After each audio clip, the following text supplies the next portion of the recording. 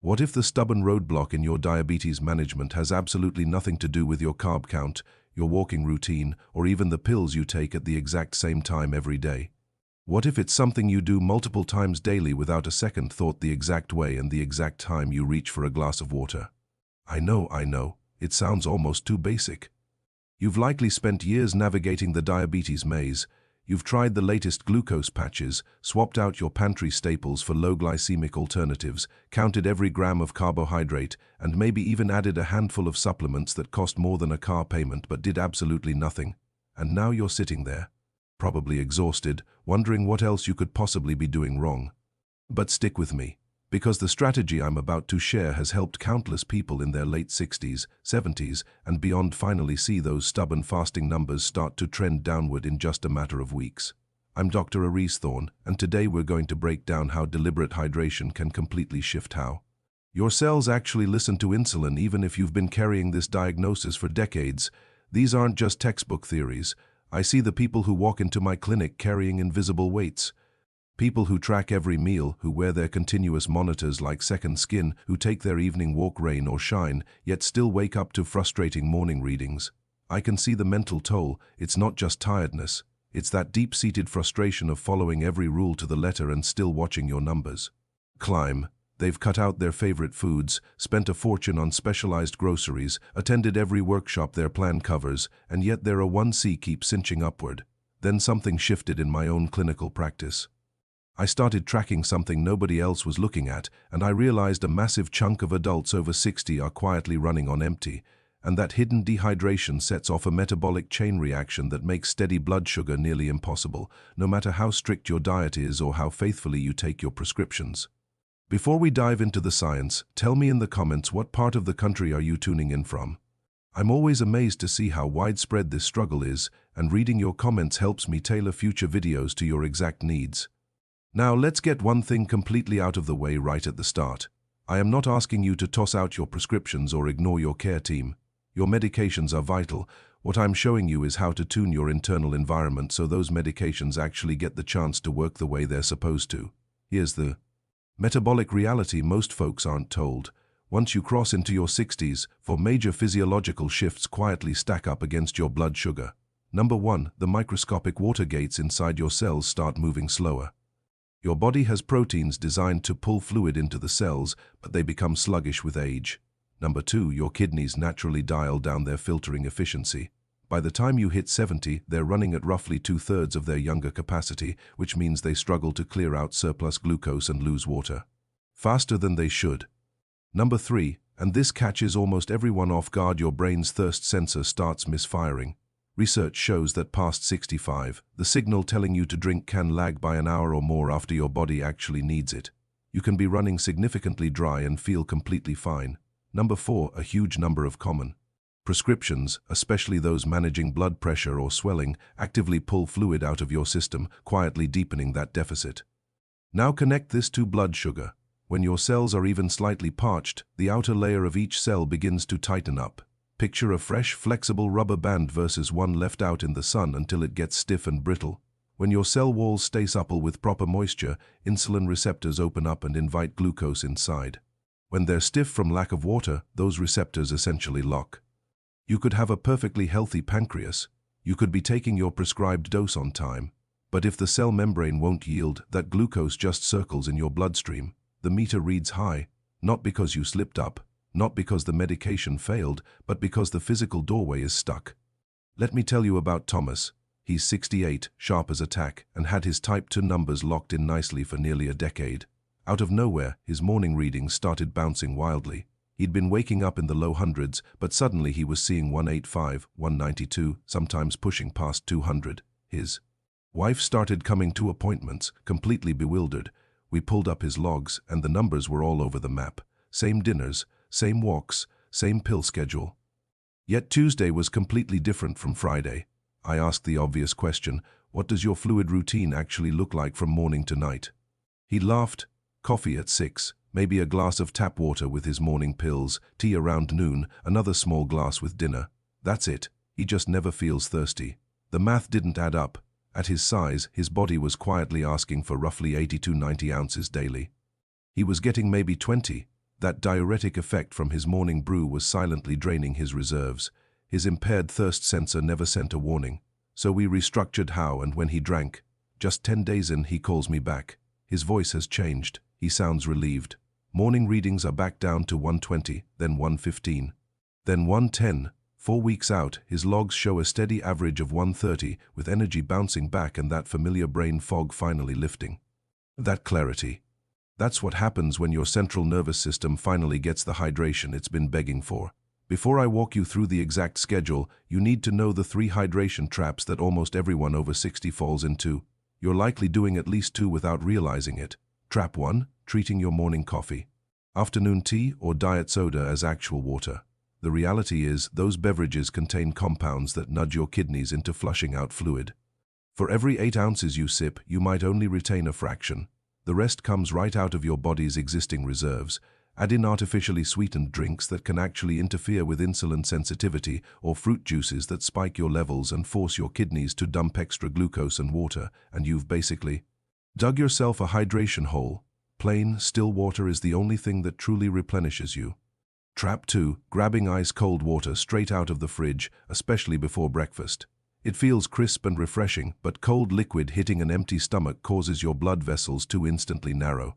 That's your body's reflex to preserve warmth, but tight vessels slow circulation. Slower circulation means insulin and sugar struggle to reach the cells where they're supposed to go. Even worse, that sudden chill can trigger a mild stress response.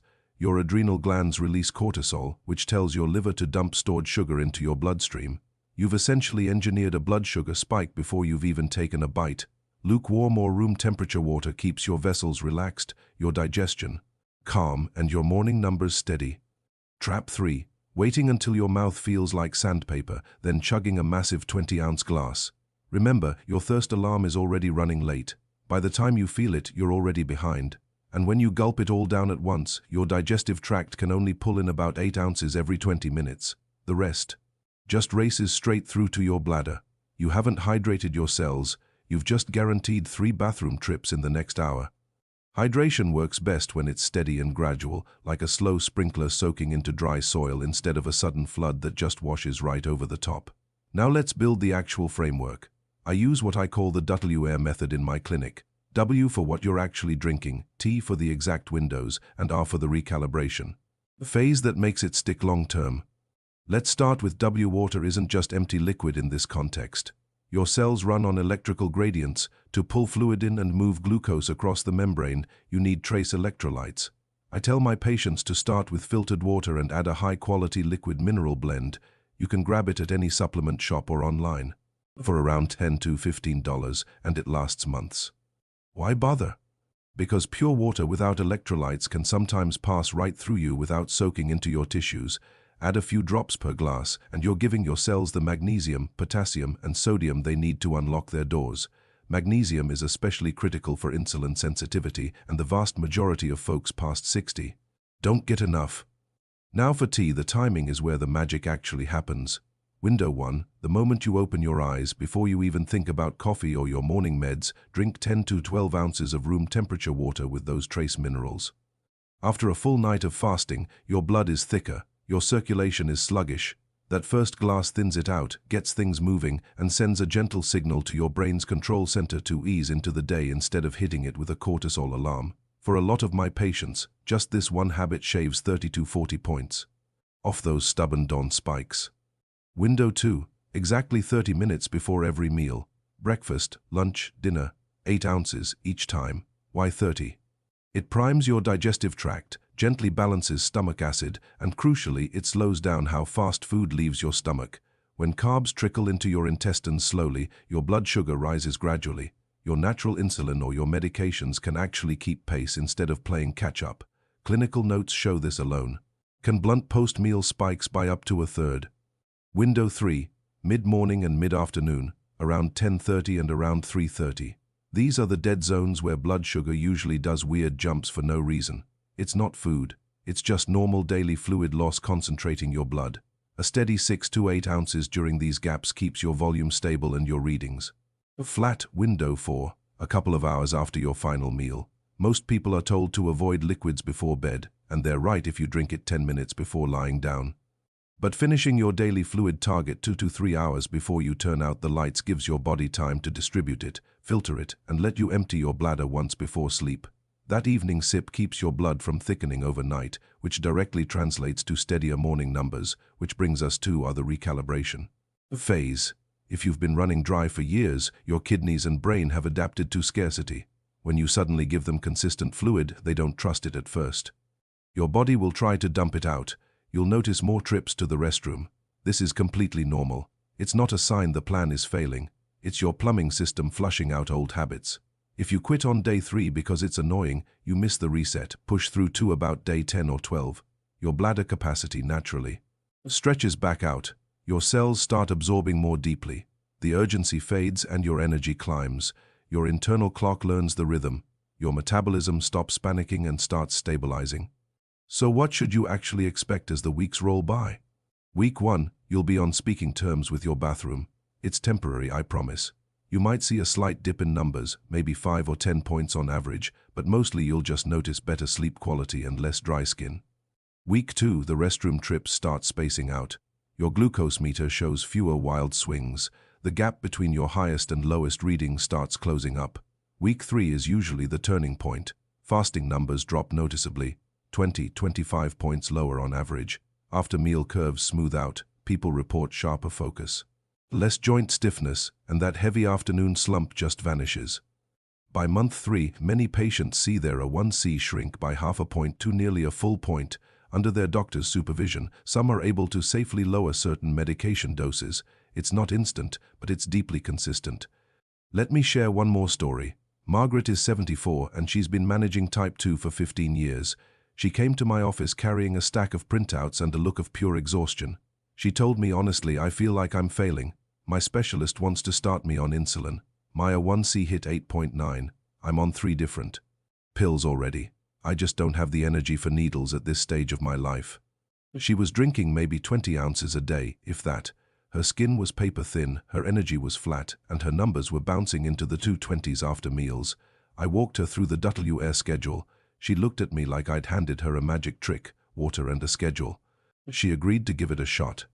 First week was rough, day for text. I think I live here now.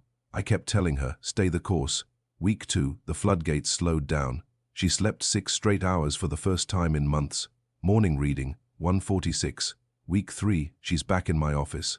The change is obvious. Cheeks have color, eyes are bright. She slaps.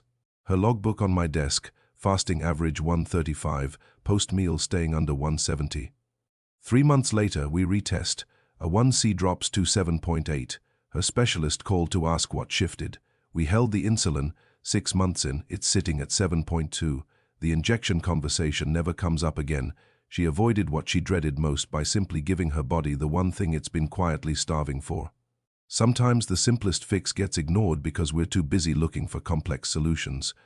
I need to be very clear about safety. This approach is a support system, not a replacement therapy. Never alter your prescriptions without your doctor's direct guidance. Keep them in the loop. If you live with congestive heart failure, fluid balance is delicate. Increasing your intake can sometimes add unnecessary pressure to your system. Always clear a higher water goal with your cardiologist first. If you have chronic kidney disease, especially in later stages, your fluid limits are strict. Do not push this protocol without your nephrologist's approval. If you're on water pills for blood pressure or swelling, proper hydration might naturally bring those numbers down, which is great, but it could make your current dose too strong. Your care team can adjust that smoothly. And watch for clear signs of overdoing it. If your urine stays completely transparent all day, you're heading to the bathroom more than 10 times, or you start getting dull headaches or nausea, ease back. You've overshot, dial it down slightly and let your system adjust. I'd love to hear how your first week goes. Drop a comment with where you're starting from and check back in after day 7, day 14 and day 21. Share what shifts your experience might be the exact push someone else needs to try this safely and consistently. If you actually made it through this whole breakdown, type I'm in down in the comments. It tells me you're serious about taking back your metabolic health, and it helps the algorithm push this out to more folks who are quietly struggling. Let me know what part of this schedule feels the easiest to start with and what part makes you hesitate.